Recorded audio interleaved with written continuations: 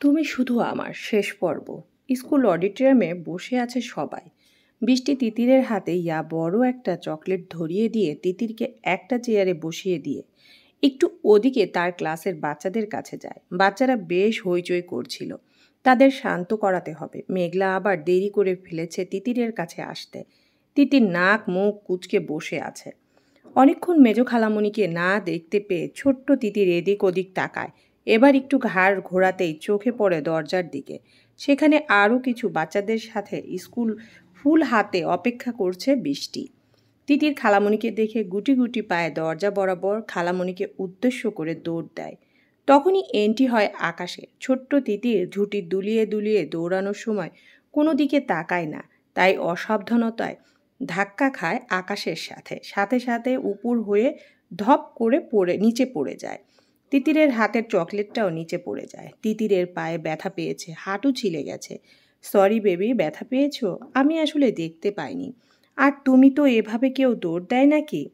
খানিকক্ষণ চুপ করে থেকে তিতির একবার মাটিতে পড়ে থাকা চকলেটের দিকে তাকায়, একবার তাকায় ছিলে যাওয়া পায়ের দিকে, যাওয়া হাঁটুর দিকে। এবার সে আকাশের দিকে তাকিয়ে ফুল স্পিডে কান্না জুড়ে দেয়। এতক্ষণ কাজে ব্যস্ত থাকা বৃষ্টির কানে তিতিরের গলা যায়। বৃষ্টি একরকম ছুটে আসে তিতিরের কাছে। ততক্ষণে তিতিরকে আকাশ কোলে তুলে নিয়েছে। নানা রকম কথা বলে তাকে চুপ করানোর চেষ্টা করছে। আর তিতির চকলেট মাখানো হাতে আকাশের কলার জড়িয়ে ধরে কেঁদেই চলেছে। মাঝে মাঝে দু এক কিল ঘুষিও মারছে। সবাই তো অবাক আকাশের আর তিতিরের কাণ্ড দেখে। বৃষ্টির কাছে সব কিছুই স্বপ্নের মতো লাগছিল। একদিকে তো আকাশ আর তিতিরকে ঘিরে ছোটোখাটো একটা ভিড় জমে গেছে। বৃষ্টি ভিড় ঠেলে তিতিরের কাছে এগিয়ে যায়। বৃষ্টি গুটি গুটি পায়ে আকাশের পাশে এসে দাঁড়ায়। আকাশ ব্যস্ত ছোট তিতিরকে সামলাতে। তিতির আরও জোরে জোরে চিৎকার করে ওঠে, খালামণি, ও খালামণি, দেখো না, এই লোকটা আমাকে ধাক্কা মেরে ফেলে দিয়েছে, আমার চকলেটও ফেলে দিয়েছে, আমাকে ব্যথা দিয়েছে। কথাগুলো বলতে বলতেই কান্না শুরু করে দেয় তিতির আবারও। আকাশ বৃষ্টিকে দেখে কি বলবে বুঝতে পারছে না। বৃষ্টি, তুই ভালো আছিস? আর এই পিচ্চিটা, ওকে চিনিস তুই? মেজো খালামণি, এই পচা আঙ্কেলটা খুব পচা। এইটুকু বলেই তিতির বৃষ্টির দিকে ঝাঁপিয়ে পড়তেই আকাশের আবার তিতিরকে কোলে জড়িয়ে নেয়। কি হলো বৃষ্টি, কথা বলছিস না কেন? এই পিচ্চিটা কে? আকাশ ভাইয়া, তুমি কেমন আছো? আর এই তিতির, আমাদের তিতির পাখি। আরে ও তো। বৃষ্টি এতটুকু কথা বলতেই তিতির চিৎকার করে ওঠে, মাম্মাম মাম্মাম, দেখো এই পচা আঙ্কেলটা আমাকে ব্যথা দিয়েছে, আবার আমাকে হাত দিয়ে বেঁধে রেখেছে, মেজো খালামণির কাছে যেতে দিচ্ছে না। এতটুকু বলেই তিতির আকাশের কোলে লাফালাফি শুরু করে দেয়। এবার আকাশের হাতের বাঁধন আলগা হয়ে যায়। তার সামনে যে দাঁড়িয়ে আছে তার প্রিয়সী, সেই যাকে একবার দেখার জন্য কত অপেক্ষা প্রতীক্ষা। আকাশ ঠায় দাঁড়িয়ে আছে। একদিকে মেঘলা ও বরফের মতো জমে গেছে। কোল থেকে নেমে সোজা মেঘলার কোলে লাফিয়ে ওঠে। আপাতত তাদের ঘিরে উৎসুক জনগণ হাঁ করে তাকিয়ে আছে। তাদের কাণ্ড কারখানা কারণ মাথায় ঢুকছে না। আকাশের বন্ধু মেঘলাকে এভাবে বাচ্চা হাতে দেখে আরও বেশি অবাক হয়ে যায়, যেহেতু সে আকাশ আর মেঘলার ব্যাপারে শুরু থেকেই সবটা অবগত। ঘটনাটা সেখানেই থামিয়ে দিয়ে দুজনেই নিজ নিজ জায়গায় গিয়ে বসে পড়ে। এদিকে দুজনের বুকেই এক অজানা প্রবল ঝড় সময়ের সাথে নিজের গতি বাড়িয়ে চলেছে। অবশেষে অনুষ্ঠান শেষ করে মেঘলা বৃষ্টিকে তিতিরকে নিয়ে চলে যেতে নিলে আকাশ এসে তাদের পথ আটকায়। মেঘলাকে ধরে নিয়ে যায় মঞ্চের পেছনে লোকচক্ষুর আড়ালে। তখন অবশ্য তিতির মেঘলার কোলেই ছিল। আকাশ তখন মেঘলার হাতের ডানা শক্ত করে ধরে। তখন তিতির আকাশের হাতে খামচি দেয়, পচা আঙ্কেল, তুমি আমাকে ব্যথা দিয়েছ, এখন আমার মাম্মাকেও ব্যথা দিবে? আকাশ তিতিরের দিকে তাকিয়ে আবারও মুখ ফিরিয়ে নেয়। এখন সে মেঘলাকে ছাড়া আর কাউকে দেখতে পারছে না। দেখতে পেলেও তাদের কথা গ্রাহ্য করার মতো মন মানসিকতা নেই। মেঘলা আরও নিজেকে গুটিয়ে নেয়। শক্ত হয়ে দাঁড়িয়ে আছে এবার। আকাশ প্রথম প্রশ্ন ছিল, তুমি খুব ভালো আছো তাই না? এমন প্রশ্নের জন্য একদম প্রস্তুত ছিল না মেঘলা।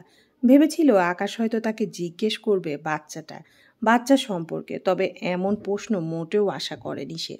মেঘলা থতমত খেয়ে যায়। মেঘলাকে এমন আমতা আমতা করতে দেখে আকাশ মুচকি হাসে। এই হাসিটা ছিল একরকম যাকে বলে ঠোঁটে হাসি বিষে অন্তরে বিষ। হালকা করে ধাক্কা দিয়ে আকাশ বলে ওঠে, বাহ, তোমাকে তো দেখেই বোঝা যাচ্ছে তুমি বেশ ভালো আছো। স্বামী, সন্তান, হ্যাপি ফ্যামিলি যাকে বলা যায়, ভরা সংসার। মানে মেঘ, তুমি এত তাড়াতাড়ি আমাকে ভুলে গেলে কি করে? কিসের কম ছিল আমার বলো? আমি তো পারিনি স্বার্থপর হতে, আমি তো পারিনি একটা মুহূর্তের জন্য তোমাকে ভুলতে। তাহলে তুমি কেন হলে? কেন ভুলে গেলে আমাকে? এরকম একটা সংসার, বাচ্চা, তুমি আর আমি, আমাদেরও এরকম একটা মেয়ে মতো তো আমাদেরও থাকতে পারতো, কিন্তু তুমি আমাকে ভুলে গেলে। আর তোমার সাগর ভাই, ও সরি, এখন তো সে তোমার আর ভাই নাই, অন্য কিছু। আকাশ, তুমি সেদিন মানে সেই রাতের কথা ভুলে গেছো? আকাশ রাগে ফসফস করতে করতে মেঘকে বলতে লাগে, কিসের রাত, কিসের দিনের কথা বলছো তুমি? এবার মেঘলা একটা ঢোক গেলে চোখের পানি মুছে আকাশকে জবাব দেয়, আপনি হয়তো আমাকে ভোলেননি, তবে আপনার জীবনে আমার গোটা অস্তিত্বটাকেই ভুলে গেছেন।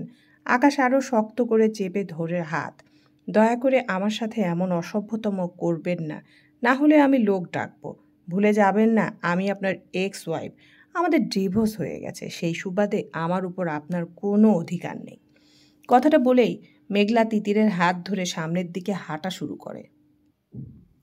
তিতির এতক্ষণে ভয়ে জড়সড় হয়ে এক কোণে দাঁড়িয়েছিল, সামনের দিকে যে তাদের জন্য অপেক্ষা করছে নতুন এক ভোর। এদিকে আকাশ দেয়ালে সজোরে বাড়ি দিয়ে চিৎকার করে বলে ওঠে, divorce my foot, you damn it.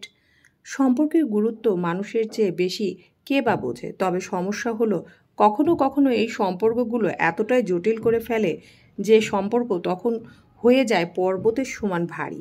মেঘলার অবস্থাও হয়েছে ঠিক একই মতন।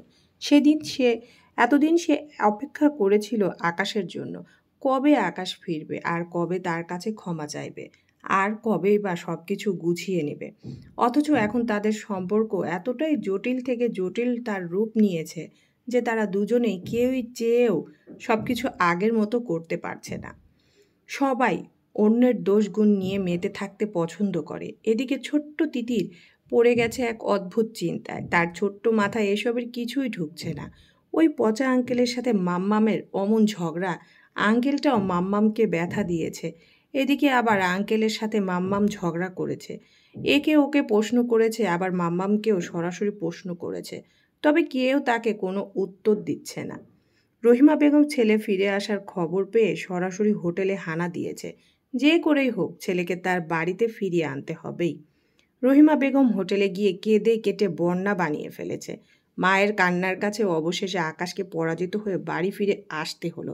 বলতে গেলে আকাশ নিজে থেকে বাড়ি ফিরতে চেয়েছে মেঘলার কারণে।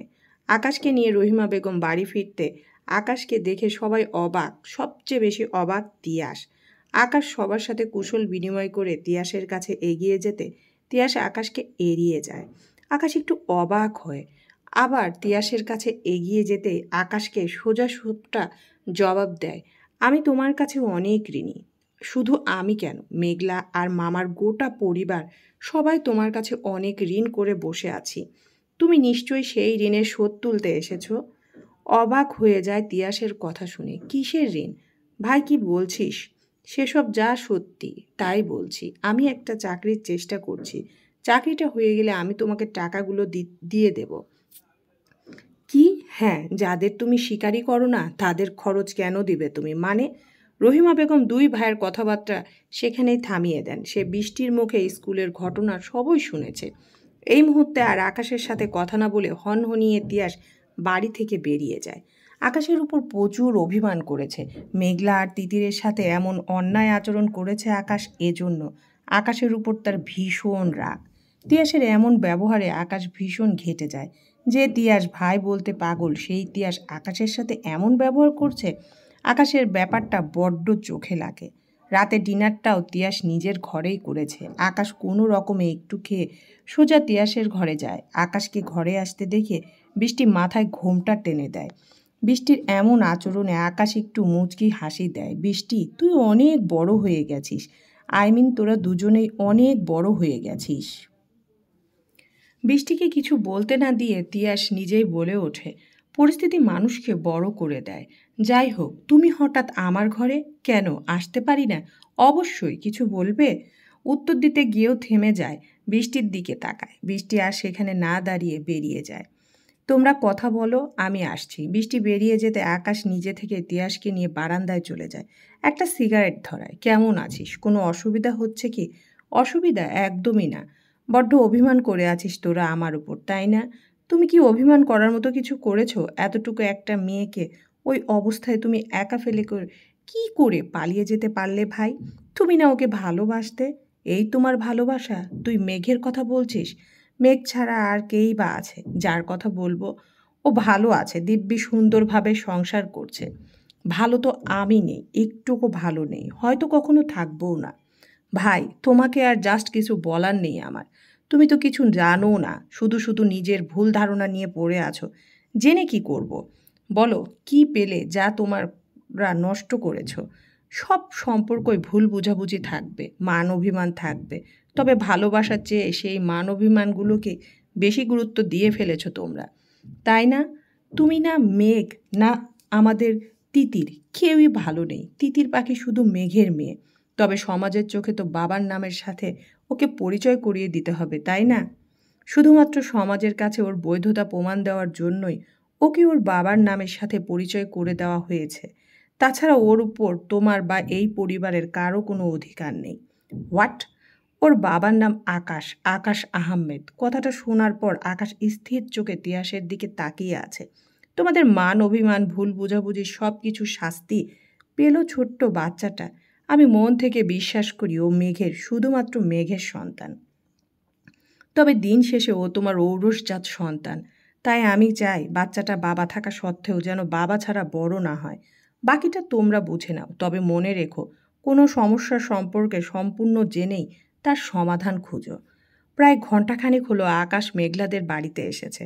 এসেছে বললে ভুল হবে, আসতে বাধ্য হয়েছে। তিয়াসের কাছে সব জানার পর না এসে কি সে আর পারে?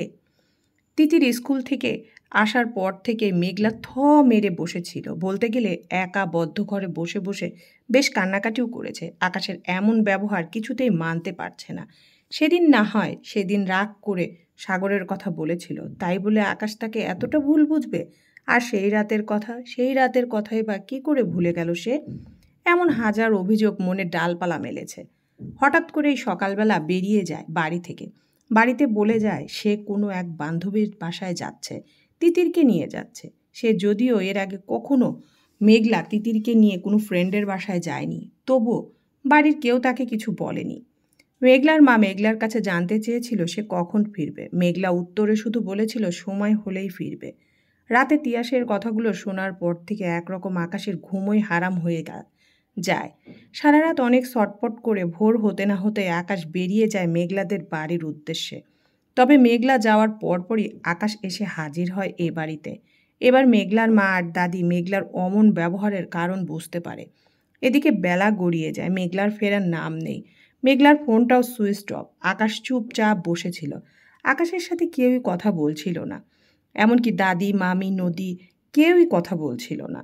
সবার এমন ব্যবহারে আকাশের খারাপ লাগলেও কিছু করার নেই। সে তো অন্যায় করেছে, অনেক বড় অন্যায়। আকাশ নিজের ভুল বুঝতে পারে। নিজের ভুল বুঝতে পেরে সবার কাছে ক্ষমাও চেয়েছে। বলতে গেলে সবাই আকাশকে মাপ করলেও যে আসল মানুষ তারই কোনো হদিস নেই। বেলা গড়িয়ে যাচ্ছে, তবুও মেঘলার ফেরার নাম নেই। মেঘলা শুধু বলে গেছে সে এক বন্ধুর বাড়িতে গেছে। মেঘলার মাও আকাশকে এতটুকুই জানায়। মেঘলার বন্ধুবান্ধব সম্পর্কে কোনো আইডিয়া নেই। তিয়াস আর বৃষ্টি দুজনকেই খবর পাঠিয়েছে আকাশ। আকাশ বেশ বুঝতে পারে, মেঘলা নিশ্চয়ই বুঝতে পেরেছে আকাশ আসবে, তাই সে কোথাও চলে গেছে, যাতে আকাশ তার নাগাল না পায়। তোমার মেঘ তোমাকে তোমার ওই ব্যবহার ফিরিয়ে দিল। একদিন তুমি ওইভাবে নিঃশব্দে হারিয়ে গিয়েছিলে, আজ মেঘও নিঃশব্দে হারিয়ে গেল। আকাশ কি বলবে বুঝতে পারছিল না। তুই হয়তো ভুল কিছু বলিসনি। সত্যি তো, কবে মিটবে এই ভুল বুঝাবুঝি? আদৌ কি মিটবে কখনো? আকাশের মনে পড়ে যায় অতীতের কথা। একদিন হঠাৎ আকাশ চলে আসে মেঘলাদের বাড়িতে। এসেই প্রথমে যা বুঝতে পারে তা হলো বাড়িটা হয়তো ফাঁকা, চারিদিকে কোনো শব্দ নেই। আকাশ বেরিয়ে যেতে ভেতর থেকে কারো হাসির শব্দ আসছিল। সেই শব্দ অনুসরণ করে আকাশ উপরে যেতে চোখ দুটো কপালে উঠে যায়। সাগর জড়িয়ে ধরে রেখেছে মেঘলাকে। মেঘলা ও দিব্যি সাগরের চোখে চোখ রেখে আছে। ব্যাস, আকাশের আর কিছুই জানার বাকি ছিল না সেদিন। কিছু বোঝার বাকি ছিল না। খুব বেশি অভিমান করেছিল সেদিন। অবশ্য আকাশের অভিমান ভাঙানোর জন্য কেউ এগিয়ে আসেনি। আকাশ ও মেঘলাকে সরাসরি বিষয়ে কিছুই বলেনি। আকাশ বুঝতে পেরেছিল মেঘলার জীবনে আকাশের আর কোনো জায়গা নেই। আকাশ এখন একটা গোলক ধাঁধায় জড়িয়ে গেছে। বড্ড ভুল করে ফেলেছে সে। যদি সে মান অভিমানের জল্পনা কল্পনা নিয়ে কথা বলতো, হয়তো তাহলে এই দিনটা কখনো আসতোই না। অবশেষে আকাশ বেরিয়ে পড়ে মেঘলার খোঁজে। তিয়াস আর বৃষ্টির কাছ থেকে মেঘলার কিছু বন্ধু বান্ধবের ব্যাপারে জেনে তাদের ঠিকানা নিয়ে আকাশ একাই বেরিয়ে যায়। যে কোনো মূল্যে তার মেঘলাকে, তার তিতিরকে চাই। অনেক অনেক হয়েছে মান অভিমান। প্রায় রাত 2টার দিকে কি মনে করে মেঘলা একবার ফোনটা সুইচ অন করে। উদ্দেশ্য মাকে ফোনে একবার জানিয়ে দেবে সে আর তিতির যেখানেই আছে ভালো আছে। সময় মতো তারা দুজনেই ফিরে যাবে। মেঘলা আকাশ ফিরে না যাওয়া পর্যন্ত বাড়ি ফিরবে না। যে বাবা নিজের সন্তানকে অস্বীকার করে তার কাছে আর কখনো ফেরাফিরি নেই। মেঘলা মাকে ফোন করতে যাবে তখনই মেঘলা ফোনে একটা মেসেজ আসে। মেসেজ তিয়াস মেসেজটি পাঠিয়েছে। মেঘ, আকাশ ভাইয়ের খুব বড় একটা অ্যাক্সিডেন্ট হয়েছে, অবস্থা খুব ক্রিটিক্যাল, বাঁচবে না মরবে তার কোনো ঠিক নেই। ভাই তার জীবনের শেষ ইচ্ছা সে মৃত্যুর আগে একবার হলেও তার একমাত্র মেয়ে আর তার ভালোবাসাকে একবার দেখবে। অন্তত একবার চোখের দেখা দেখতে হলে তুই প্লিজ ফিরে আয়। একজন মৃত্যু পথযাত্রী মনে করে তার জীবনের শেষ ইচ্ছা তুই পূরণ করে দে। মেঘলা মেসেজটি পড়ে স্তব্ধ হয়ে যায়। মেসেজের নিচে হাসপাতালের ঠিকানা দেওয়া আছে। তিয়াসের কথা মতো এটা একটা নার্সিং হোমের ঠিকানা। এবার মেঘলা প্রচণ্ড জোরে কেঁদে ওঠে। ইচ্ছে করছে এখনই এক ছুটে আকাশের কাছে চলে যেতে। কিন্তু একে সে শহর থেকে এত দূরে, তারপর বাচ্চা নিয়ে এত রাতে সে একা যেতে পারবে না। মেঘলা আবার যেন সকল কুল কিনারা হারিয়ে ফেলেছে। সে কাঁদতে কাঁদতে বসে পড়ে। এখন একমাত্র আল্লাহই তাকে পথ দেখাতে পারে। একমাত্র তিনিই পারেন আকাশকে বাঁচিয়ে রাখতে। মেঘলা সকালের আলো ফোটা মাত্রই তিতিরকে নিয়ে বেরিয়ে পড়ে তিয়াসের দেওয়া ঠিকানায়। মেঘলা নিজের বাড়ি থেকে দূরে তার এক বন্ধুর বাড়িতে এসেছিল কিছুদিনের জন্য। অন্তত আকাশ যতদিন এই শহরে থাকবে ততদিন সে নিজেকে আড়ালে রাখবে। কিন্তু মানুষ ভাবে এক, আল্লাহ করে আর এক। মেঘলার ক্ষেত্রেও তাই হয়েছে। মেঘলার যাত্রাপথে হাজারবারের চেয়েও বেশি ফোন করে ফেলেছে তিয়াসকে। কিন্তু তিয়াস একবারের জন্য মেঘলার ফোন রিসিভ করেনি। বাড়ির সবাইকে ফোন করেছিল কিন্তু মেঘলার ফোন কেউ ধরেনি, এমনকি মেঘলার মাও নয়। মেঘলা সারা রাস্তা কাঁদতে কাঁদতে প্রথমে ফিরে আসে নিজের বাড়িতে। কিন্তু বাড়িতে ফিরে সে একরকম অবাক হয়ে যায়। তাদের বাড়িতে ইয়া বড় একটা তালা ঝুলছে। এবার মেঘলার ভিতরটা ধক করে ওঠে, গলাটা শুকিয়ে কাঠ হয়ে আসে। তাহলে কি যে ভয় সে করছিল তাই হলো? আকাশের কি কোনো ক্ষতি হয়ে গেল? এমন ভয়ঙ্কর চিন্তা ভাবনায় মেঘলা হাঁটু ভেঙে আসে। চোখ গড়িয়ে ঝরঝরিয়ে পানি পড়তে থাকে। এদিকে মায়ের এমন অবস্থা দেখে ছোট্ট তিতির ভয়ে কাঠ হয়ে যাচ্ছে। কিন্তু মেঘলা কোনো জবাবই দিচ্ছে না। কি জবাব দেবে এই ছোট্ট পিচ্চিটাকে, যে সে নিজের বাবাকে একবারও বাবা ডাকার আগে সব শেষ হয়ে গেল? মেঘলা এক মুহূর্ত দাঁড়ায় না, তিয়াসের দেওয়ার ঠিকানায় পৌঁছে যায়। পৌঁছতে পৌঁছতে প্রায় সন্ধ্যা হয়ে যায়। ভিতর পর্যন্ত যেতেই দেখতে পায় দরজার সামনে তিয়াস দাঁড়িয়ে আছে। মেঘলা দৌড়ে তিয়াসের কাছে যায়, হাত ধরে বলে, ভাইয়া বলো না ও কেমন আছে, উনি কেমন আছে ভাইয়া? সরি মেঘ। মানে? আকাশ ভাইয়া ঠিক আছে তো, বলো না। সরি কেন বললে? কি হলো বলো, সরি বললো কেন? আকাশ ভাইয়া কোথায়? তিয়াস কিছুক্ষণ মেঘলার মুখের দিকে তাকিয়ে থেকে হাত বাড়িয়ে ভেতরের দিকে ইশারা করে। মেঘলা কোনো দিকে না তাকিয়ে তিয়াসের দেখানো পথে ভিতরে ছুট লাগায়। চারদিকে হালকা আলো আধারের খেলা করছে। মেঘলা চারদিকে একবার চোখ বুলায়। কোনো কিছুই সে ঠাউর করতে পারছে না। রাগে দুঃখে মেঘলা খুব জোরে জোরে চিৎকার করে কান্না করতে থাকে। কিছুক্ষণ কান্না করতে করতে চোখ যায় সামনের সিঁড়ির দিকে। সিঁড়ি দিয়ে কোনো একজন ছায়ামানব মেঘলার দিকে এগিয়ে আসছে। মেঘলা সেখানে স্থির হয়ে দাঁড়িয়ে আছে। সেই ছায়ামানব এসে মেঘলাকে জড়িয়ে ধরে। মেঘলা কিছুক্ষণ মূর্তির মতো দাঁড়িয়ে থাকে। তারপর দুম করে সেও শক্ত করে জড়িয়ে ধরে। মেঘলার সমস্ত ইন্দ্রিয়তে একটি কথায় প্রতিফলিত হচ্ছে, এই তো পেয়েছি তোমারে। টিয়া শেষে লাইটটাও অন করে। হঠাৎ দুজনেই চমকে যায়। মেঘলা আকাশকে ছেড়ে দিয়ে আকাশকে খুঁটিয়ে খুঁটিয়ে লক্ষ্য করে। আকাশের কপালে ছোট্ট একটা কাটা দাগ ছাড়া কোথাও আঘাতের চিহ্ন নেই। তার মানে তিয়াস যেমনটা ফোনে বলেছিল তেমন কিছুই ঘটেনি। মেঘলা এবার আকাশকে ছেড়ে দিয়ে তেলে বেগুনে জ্বলে ওঠে। তিয়াসের দিকে এগিয়ে যেতে বলে, তিয়াস ভাইয়া তুমি কেন বলেছিলে এসব বাজে কথা? আমাকে মিথ্যা বললে কেন? তিয়াস এক কোণে দাঁড়িয়ে হিহি করে হেসে দেয়। মেঘ, তোকে ওইসব বললাম বলেই তো তুই চলে এলি, না হলে তো। তুমি তুমি আমার সাথে এমন করলে? আরে আমি কি করলাম? যা করলো ভাইয়াই করলো, আকাশ ভাইয়াই বলেছিল তাই করলাম। মেঘলা চোখ মুখ খিচিয়ে আকাশের দিকে তাকাতেই পেছন থেকে দাদি বলে ওঠে, আমার বুদ্ধি, বুড়ি হলে কি হবে, মাথা ভর্তি বুদ্ধি ঠিকই আছে। মেঘলা পিছন ফিরতেই দেখে মেঘলার মা, দাদি, বোনেরা আর শাশুড়ি সবাই সেখানে আছে। একবার অবাক হয়ে নার্সিংহোমে সবাই। তারপর তিয়া সেই ব্যাপারটাও পরিষ্কার করে দেয়, এটা কোনো নার্সিং হোম না, এটা তাদের নতুন বাড়ি। অনেক মান অভিমান রাগারাগির মাঝে মেঘলা আকাশ দুজনেই দুজনের ভুল বুঝতে পারে। অন্যায় যে শুধু একজনের ছিল এমনটা নয়, দুজনেরই সমান তালে নিজেদের ইগোকে বাঁধিয়ে রেখেছিল। রাত 11:40 আকাশ আর বারান্দায় দাঁড়িয়ে আছে, আর এদিকে মেঘলা তিতিরকে ঘুম পাড়াতে গিয়ে নিজেও ঘুমিয়ে গেছে। মেঘলার ঘুম একটু আলগা হতেই চোখ যায় বিছানার পাশে ফাঁকা। যদিও আজ আকাশের মেঘলার একসাথে থাকার কথা, কিন্তু আকাশ নেই। একটু উঠে দাঁড়াতেই দেখে আকাশ বারান্দায় দাঁড়িয়ে স্মোক করছিল। মেঘলা আকাশের কাছে গিয়ে তার দিকে তাকিয়ে আকাশকে বলে ওঠে, আমার মতো আমাদের মেয়েরও স্মোকে অ্যালার্জি আছে। ও সরি, আমি আসলে, কিন্তু তুই, তো তুমি এখানে কি করছো? না, তুমি না ঘুমিয়ে গিয়েছিলে? ও থাকবা নাকি? না তো, আমি যাচ্ছি আসলে। আসলে আই লাভ ইউ। হু হু। মেঘলা অবাক হয়, এতগুলো বছর তোমাকে ভালোবেসেছি, তোর কাছে আছি, তবে কখনো বলা হয়নি। মেঘলা অবাক হয়ে তার দিকে তাকিয়ে আছে। আকাশ মেঘলার দিকে হাত বাড়িয়ে দেয়। মেঘলাও হাত বাড়িয়ে দিতেই আকাশ মেঘলাকে নিজের সাথে জড়িয়ে নেয়। আমাকে ক্ষমা করে দিস, অনেক কষ্ট দিয়েছি তোকে, তোদের, তবে আর কোনোদিনই তোদেরকে কাঁদতে দেব না, কথা দিলাম। মেঘলা আকাশকে জড়িয়ে ধরে। মাঝে কেটে গেছে বেশ কিছুদিন, সব কিছুই স্বাভাবিক হলেও তিতির অস্বাভাবিক। আকাশের সাথে প্রথম প্রথম মানিয়ে নিতে কষ্ট হলেও এখন দুজনের বেশ ভাব হয়ে গেছে। আকাশকে ছাড়া না খেতে চায় না। মেঘলা পড়ে গেছে মহা বিপদে। মেঘলা পড়ে গেছে মহা বিপদে। মাঝরাতে দুই বাবা মেয়ে মিলে লুকিয়ে লুকিয়ে আইসক্রিম খাওয়া, আবার সুযোগ বুঝে স্কুল ফাঁকি দিয়ে ঘুরতে যাওয়া, কোনো কিছুই বাদ যাচ্ছে না তিতির, আকাশ। তবে মাঝে মাঝে তিতির রেগে গেলে আকাশকে পচা আঙ্কেল ডেকে ফেলে। এতে অবশ্য তিতির মজা পেলেও আকাশ খুব কষ্ট পায়। তবে কিছু করার নাই। বর্তমানে তিতিরকে পায় কে? তার যে কোনো আবদার রক্ষা করার জন্য তার বাবা চলে এসেছে। এখন আর কেউ তার দিকে আঙ্গুল উঁচিয়ে বলবে না তোর পাপা নেই, তুই তো কখনো পাপাকে দেখিসনি। আর মেঘলাকেও জীবনের সবচেয়ে আনন্দময় সময় উপহার দিতে চায় আকাশ। আজকাল তিতিরের নতুন বায়না শুরু হয়ে গিয়েছে, তার নাকি একটা ভাই লাগবে। তাও আবার 2 দিনের মধ্যে, ভাবা যায় এসব? মাঝে মাঝে খুব হাসি পায় বাবা মেয়ের কাণ্ড দেখে। আকাশ মেঘলার হাত দুটো শক্ত করে ধরে বলেছিল, তোমার বেস্ট প্রেমিক হতে পারিনি, তবে এখন বেস্ট হাজবেন্ড হব, আর সাথে বেস্ট বাবাও হব। আমার তিতিরের বাবা সেদিন। আকাশ আবারও কেঁদেছিল, তিতিরকে জড়িয়ে খুব কেঁদেছিল। হয়তো সময়ের সাথে সাথে সব ঠিক হয়ে যাবে, সব না পাওয়াগুলো পাওয়া হয়ে যাবে, তবে যে সময়টা হারিয়ে যায় তা তো আর কখনো ফিরে আসে না। সমাপ্ত।